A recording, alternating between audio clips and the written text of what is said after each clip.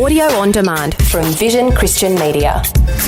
Pick up your mat and walk. Great story, but I have a few questions. Question number one is this: why doesn't Jesus heal everybody at the pool? In fact, you go through the whole New Testament, which is what I've spent most of my life doing, trying to gather this information. People with little to even no faith got healed because they came into contact with Jesus, and out of his own mercy, had nothing to do with him, he just healed them. Today with Jeff Vines, pastor, apologist, and Bible teacher.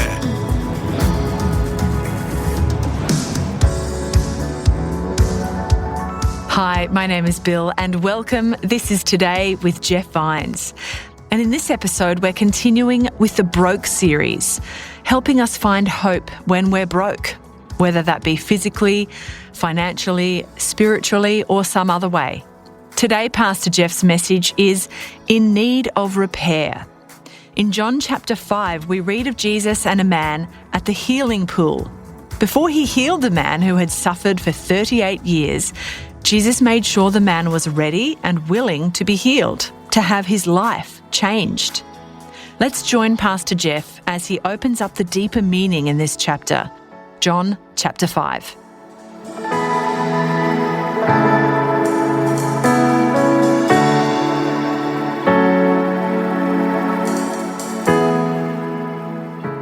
The reality is that many of you might have come in here, or actually probably did, with your car. You drove into the parking lot this morning. But in reality, there's probably a lot of you, even though we didn't see it, somewhere inside, you felt like this woman. There's a lot of healing that needs to take place in your life. And if somehow we could capture Jesus again in that physical, in the sense that where it's tangible, he's tangible, that you'd find yourself kind of crawling up to him and asking desperately to be healed. That's why I want you to turn over to John chapter 5 today. John chapter 5. And we're in a series called Broke. And as you're turning there, I want you just to listen. Obviously, I want you to listen to the whole sermon. But just now, more than ever, if I can just build this and we can do it together so they can speak volumes to wherever we are today in our journey with God. Most of you know I spent most of my life as an apologist. That's someone who defends the gospel, often in hostile settings. Most of my life in New Zealand, traveling through Australia, at universities, or whether in a cafe just seated across from some gentleman or some lady at a table.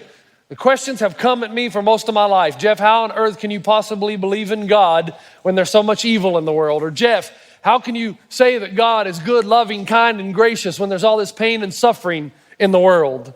Jeff, what kind of faith has as its central part a cross filled with blood and guts and gore? What kind of father would do that to a son? That's what the Bible says, isn't it? And what kind of a good, loving, merciful God would send anybody to a place called hell to be tormented for all of eternity? Those are the kinds of questions I've faced on the firing line most of my life. And I believe although they sound really, really difficult in the beginning, if you open up or have people open up within their own assumptions as they ask those questions, I believe the Bible answers them in not only a biblical way, but in a philosophical way that really brings a lot of truth into difficult issues. You know that I've spent my life doing that. I've recorded those answers in a book called Dinner with the Skeptics that we do have in our bookstore, but this is not a commercial for the book. The reason I bring that up is even though I've spent years writing that, the reality is there are many more questions for which I still don't have an answer. But perhaps the most intriguing one is why I meet in churches like this so many people who are broken, who are shattered in a million pieces, and like Humpty Dumpty, they desperately need somebody to put them back together again. And the reason that's interesting to me is because we serve a God named Jesus whose forte is putting people back together again, picking up the broken pieces of life and bringing restoration. I mean, that's what he does best.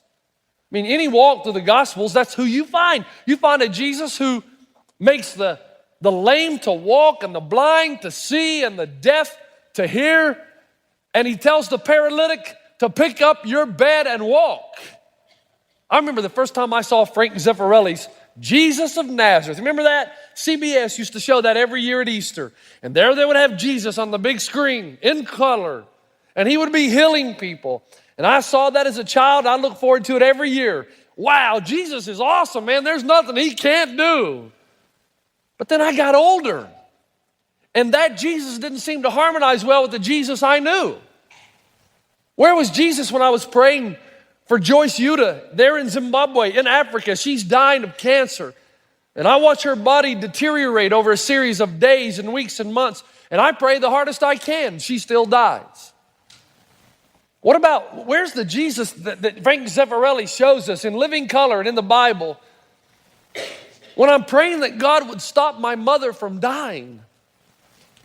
That I'm even at her funeral, and she's so young, and they're lowering the casket into the ground, and I'm there under the tent on this cloudy, rainy day, and I say, God, Jesus, I've read John 11. I know you're able. Would you, even now you could raise my mother, and all these people in the tent might believe. Even now you could do it. That's the Jesus I've seen and read about. And she died. Now, I've been on the other side too. You need to know that. It is not the rule, it is the exception, but I've seen the other side. I've prayed for a mother who had cancer. The doctors gave her no hope. No way she's going to get better. She's got 6 months to live. We all started praying for her religiously. We prayed for her. And all of a sudden she goes to the doctor, and the doctor says, I can't understand it. It's gone. It's not there. He's mesmerized. He's not a believer. He's dumbfounded, speechless. She was healed. She's still alive. I remember mothers coming to me and had little children to say, the doctor says my little boy's not going to walk or talk, and he's not going to live a normal life. He's not going to maybe survive very long. Yet we prayed. Yeah, it is the exception, not the rule, but I've seen it. All of a sudden the boy starts to talk and to walk and to not only survive but thrive. I saw a little boy that you see in this photo by the name of Oliver Jenkinson. His mother came to me once and said, Jeff, and this was in New Zealand not too long ago. The doctor said, Oliver will never walk and talk and play and live a normal life, or probably won't survive more than 6 months or a year. She said, would you please pray? We all got together. We prayed as hard as we could. We prayed and we prayed. And then over time, it wasn't miraculous. It wasn't instantaneously. But over time, we noticed Oliver was walking. Then he started talking. Then he started playing with the other kids. And then he started not only surviving, but thriving. And I told Amanda, his mother, I said, you need to bring that little boy every weekend to this church and let him walk up and down these halls, even if he doesn't attend the service. I don't care. Just let him be here as a graphic reminder of what God is able and willing to do when we pray. I need to see that to keep my faith in check. That's the Jesus. And that's why I take you to John chapter 5. Because every time I saw Oliver after that, come on, you'd do the same. You know what I did? Boy, if I could find a secret formula. What did we do right that God answered our prayer? I mean, is it that we prayed really hard? Okay, I'll do it. Or maybe I just need to remove all the sin from my life. Well, good luck with that one, right? Or maybe I just don't have enough faith. And then I came across John 5. It was a few years ago. It just changed my life. It changed my view of God. It changed my hope for myself and for all of you. Here's the story. It's just an event in the life of Jesus, one of many. Sometime later, John 5, verse 1, Jesus went up to Jerusalem for a feast of the Jews. Now there is in Jerusalem, near the sheep gate, a pool which in Aramaic is called Bethesda, and which is surrounded by 5 colored colonnades. Here, a great number of disabled people used to lie, the blind, the lame, the paralyzed. One who was there had been an invalid for 38 years. And when Jesus saw him lying there and learned that he had been in this condition for a long time, he asked him, do you want to get well? Sir, the invalid replied, I have no one to help me into the pool when the water is stirred. While I'm trying to get in, someone else goes down ahead of me. And then Jesus said to him, get up, pick up your mat and walk. At once the man was cured. He picked up his mat and walked. Great story, but I have a few questions. Question number 1 is this. Why doesn't Jesus heal everybody at the pool? It says in verse 3, here a great number. Mega church, mega faith, mega mall. This is mega people. Lots of them. Injured, paralyzed, born blind, who've never seen their mother or their father, brothers or sisters. Filled with sores and disease and pain. Not having the strength to be able to attend the temple, to hear the prophets, and to be encouraged by their words. And yet Jesus only chooses one. Why? There are many others. Is it because Jesus didn't know the others were ill?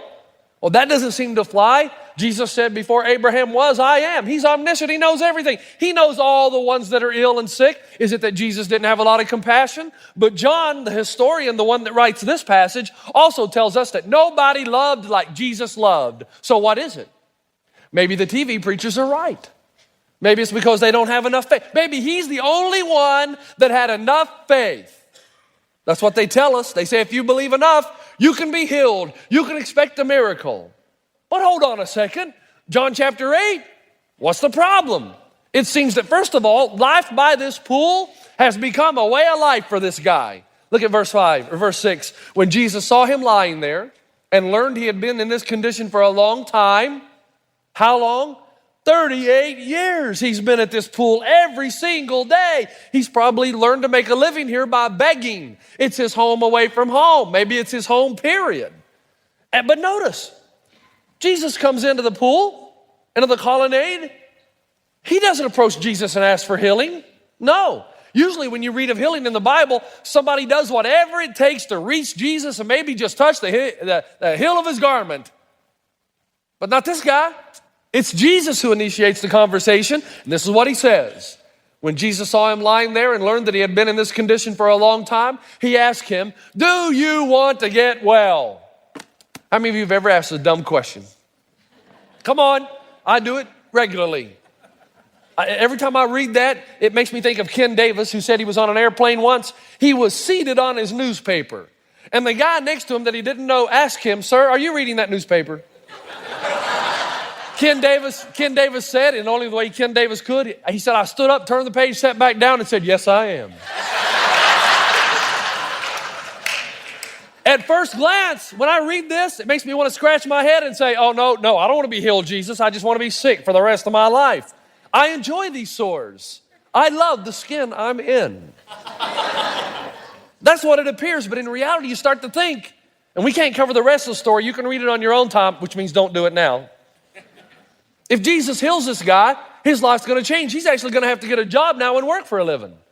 He's going to have new challenges that he never had before. Think about it. He's going to probably have a sibling rivalry. His brothers and sisters now are going to compete. He's probably going to meet a girl and get married. And he's going to have a mother-in-law, which is the biggest challenge known to man. His life will change. Maybe he's to the point where he's thinking, man, my life stinks, but at least I'm used to it. I've gotten used to it. I've grown comfortable. I've given up on healing ever occurring.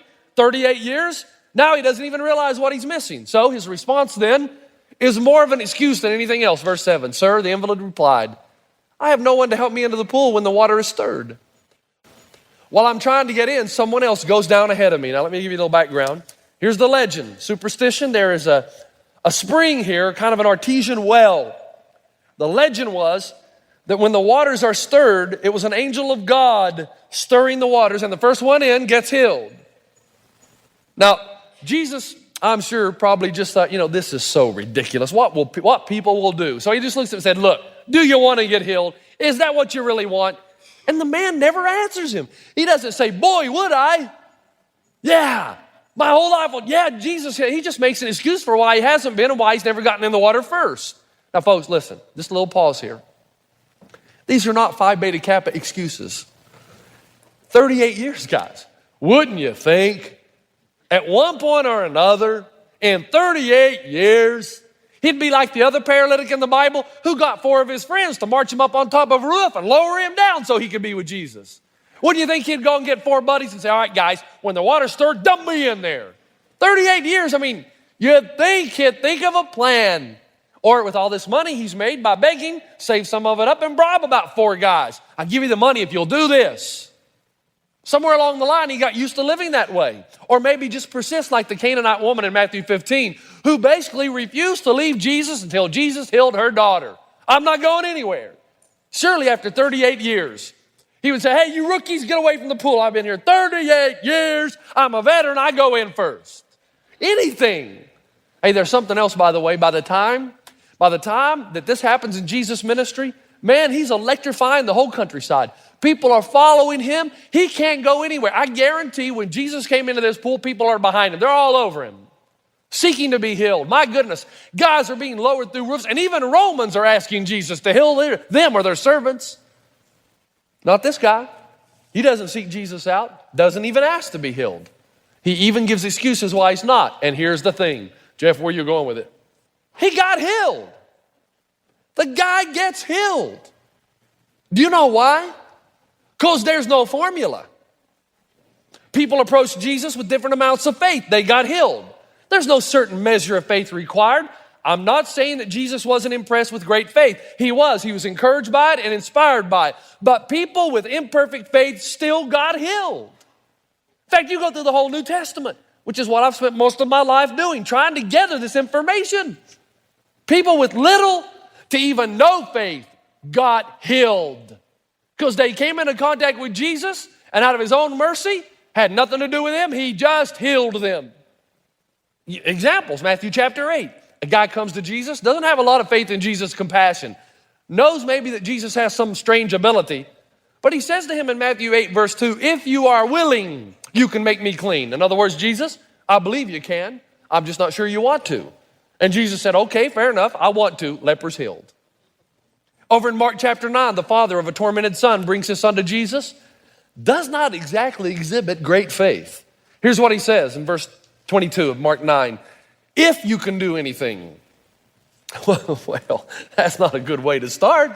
Take pity on us. If it's true, take pity on us and help us. If you can, Jesus said, I love it. We just can't see sarcasm in the Greek. Because Jesus says, what do you mean? What's this if I can business? If I can. He says everything's possible for him who believes. Now, it does take some manner of belief to get to Jesus. That's why Jesus said your faith has made you whole. It's not a comment on the measure. It's a comment on somewhat of faith will get you to go to Jesus. Some measure of belief will get you to go to him. This guy had some measure, but it wasn't great. He says, I do believe. Help me overcome my unbelief. In other words, I have belief. That's why I'm here. It's just really shallow and weak, and it's associated with a lot of doubt. But help me. I think Jesus just smiled and said, okay, fine. And he healed his son. Luke chapter 7, my favorite New Testament story. Centurion, Roman guy. A Roman dude comes to Jesus. I mean, it's amazing. He makes his way through the streets of Capernaum, and he says to Jesus, Jesus, my son or servant, we don't know which one because the word's hard to interpret. Either his son or a servant is over there away from us, and he needs to be made well. He's sick, and I really love him. Jesus says, okay, let's go. He says, no, don't need to. You just say the word. You don't even have to be there. Just speak. He'll be healed. I think it's the only place in the Bible, well, there's two places in the Bible where it says Jesus was astonished. How do you get surprised if you're the Son of God? That's another sermon completely. He turns over to the disciples and he says, guys, I've got to tell you something. I have not seen faith like this even among Israel. My own people don't believe in me like this Roman dude does. That's really cool. I love it. And his servant was healed that very hour. What's your point, Jeff? The healings come even though there are varying amounts of faith, different measures, from doubting compassion to doubting willingness, from doubting ability to almost no faith at all. And by the way, while we're on this guy in John chapter 5, what a character. I can't go through it, but in the end, he actually turns Jesus in to get in trouble. Well, thanks for nothing. But when Jesus heals somebody, he does usually make some kind of comment. Or like he said to the Canaanite woman, great is your faith. He said to the Roman centurion, not great faith like this have I seen among Israel. This guy, he doesn't even get commented on his faith. Jesus doesn't say anything about it because it had nothing to do with it. Jesus came upon him, had compassion and healed him. Point blank, that's it. Okay, Jeff, what's your point? When Jesus heals, it's not because somebody had a high degree of certainty or faith. There seems to be another criterion. What is the criterion? Jesus. Jesus and Jesus alone decides. Which is why, instead of trying to figure out the formula, it's like a thunderbolt coming down out of the sky. It's like God said, look, Jeff, stop trying to figure me out. I'm a little bit complex. Ask and keep on asking. Seek and keep on seeking. Knock and keep on knocking. That's your job, and never stop, because the healing may come. And I'm given parable after parable in the Bible. That's difficult to understand because it appears that God is trying to communicate to me, persist, never give up. Even if you don't get what you're at, persist, don't give up. And may it never be said of us what James said, you don't have because you didn't ask. You don't have because you don't ask. That there is power in coming to Jesus and saying, Lord, heal me. I want to be healed. I'm broken. I'm destroyed. Put the pieces back together again. You say, Jeff, I thought we were in a financial series. This is a nice refresher. We are. But here's the reality. I'm concerned that we may not realize that you and I have been given more than we need. We've been blessed. Yeah, I'm concerned that we may not understand to whom much is given, much is required. Yeah. I am concerned that we will not realize God's imperative, that we be rich in good deeds. But listen, I'm your pastor. I love you. And broke describes a lot more about us than our finances, does it not? But here's the deal. God sends revival. I can tell you, I'm having the time of my life. I'm like a kid in a candy store right now.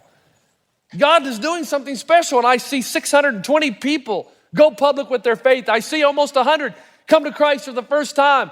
I see the look in your eyes, that your eyes are open in a way they haven't been since I got here. I see that you're listening. I see that God is communicating that everything belongs to Him. Your very heart and soul, your physical, everything is His. The earth is the Lord's and everything in it. But I know as your pastor that it's a bit much for a lot of us to take in. It's happening so fast. You know why? And we really want to do the right thing when we hear sermons. And when we have difficulty, we come to that point and it seems like it's short-circuited. You need to know why.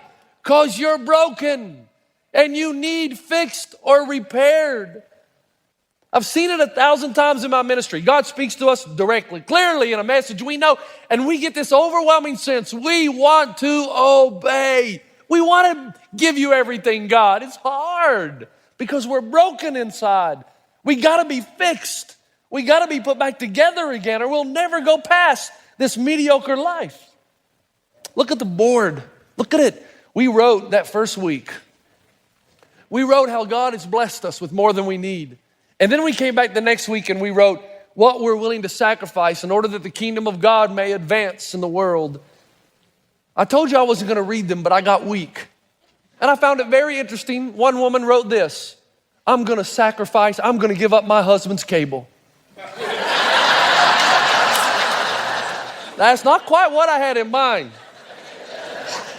Those steps are hard to take, but I want you to know, when you hear truths that we're hearing, when God decides to communicate to us in a very special way, oftentimes that truth does not penetrate deep in our soul to the point of action because we're broken. We need repaired. And as much as we want to do the good, the intentions are good, the motivations are pure, I want you to never forget what I'm about to say.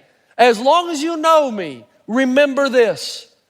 Satan is real. He knows where to get you. And the right point that you get to where you're going to put that into your life and you're going to go another level, you're going to cross over, he sucker punches you. He hits you right in that area that he knows you're weak. He's ready. As soon as you say, man, I'm going to do it, I'm going to change, boom, it comes from the back. You don't even see it coming because he knows if he just hammers you there in the place you haven't been healed, in the place you haven't given to God, that mother you've never forgiven, that father who abused you, you keep trying to earn his approval, he's never going to give it.